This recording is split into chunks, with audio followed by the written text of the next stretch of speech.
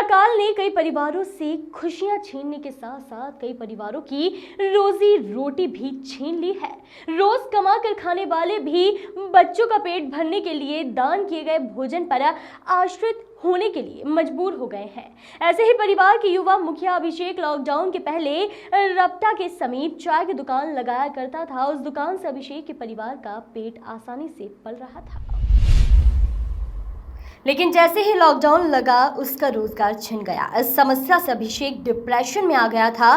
थोड़ी बहुत जमा पूंजी से कुछ दिन घर चला। कई बार उसे परिवार के पेट भरने के लिए रपटा में ही भोजन वितरण करने वाले संस्थाओं का सहारा लेना पड़ा। चाय की दुकान चलाकर जीविका चलाने वाले इस अभिषेक के बारे में जब ट्रैफिक सूबेदार योगेश राजपूत को पता चला, तब सूबेदार राजपूत ने अभिषेक के घर पहुंचकर उसे राशन और अन्य खाद्य सामग्री प्रदान की और उसे दिलासा दिया कि कुछ दिनों की बात है, फिर उसका रोजगार शुरू हो जाएगा।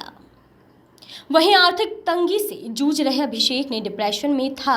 उसके मन में तरह तरह के ख्याल उत्पन्न हो रहे थे कि वह अब क्या करे, कैसे परिवार का पेट पाले, और वह जिंदगी से हारने जैसा महसूस करने लगा था। सूबेदार राजपूत ने अभिषेक की काउंसलिंग कर उसकी हौसला अफजाई की और उसे मानसिक अवसाद से निकालने में सहायता की।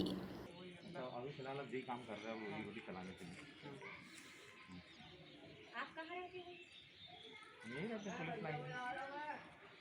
उस साइड पीछे साइड जो अभी नया रूम बना है वही रहते हैं। अभी की जगह नहीं ना बोला बस स्टार्ट तो कर नहीं, ये कहाँ काम करती है? यहाँ काम करती है क्या? अरे तभी पूछ रही है। आप वहाँ हॉस्पिटल में काम करती हो क्या? अच्छा पार्वती बंसार अच्छा अच्छा अच्छा अच्छा बोराया अभी सब पे जाती है। तभी मैंने तो पूछ रहा हूँ आप, मैंने तो इसलिए ठीक।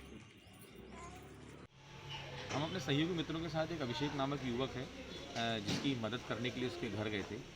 क्योंकि उसकी दुकान वगैरह लॉकडाउन के चलते बंद हो गई थी और उसके जीवन यापन में थोड़ी समस्या आ रही थी, तो हम एक राशन और ऐसे कुछ छोटी मोटी मदद करने के लिए उसके घर गए थे। लेकिन जब उस युवक से मैंने बात करी तो मुझे ऐसा लगा कि कहीं ना कहीं डिप्रेशन का शिकार है उसकी समस्याओं के चलते हुए। तो मैंने उससे बात करी, उसकी काउंसलिंग करी बहुत देर तक, उससे समझने की कोशिश करी कि वो क्यों ऐसा फील कर रहे हैं। तो उसको हमने मदद का दिलासा दी, उसकी मदद भी करी और आगे भी हम उसकी मदद करेंगे उसके व्यवसाय को फिर से शुरू करने में। तो इन सब बातों से वो मुझे ऐसा लगा कि शायद वो अवसाद से बाहर निकल गया है और खुश है अब। तो अगर हम ऐसी बातें करके लोगों को दिलासा देके अगर खुश करते हैं और फिर से मुख्य धारा में जोड़ने के लिए सफल होते हैं तो शायद ये अच्छा होगा। हम अपील करते हैं कि आप लोग भी अपने आसपास के लोगों की सहायता करें और उनकी मदद करें। वॉइस ऑफ राइट्स के लिए मंडला से प्रदीप दुबे की रिपोर्ट।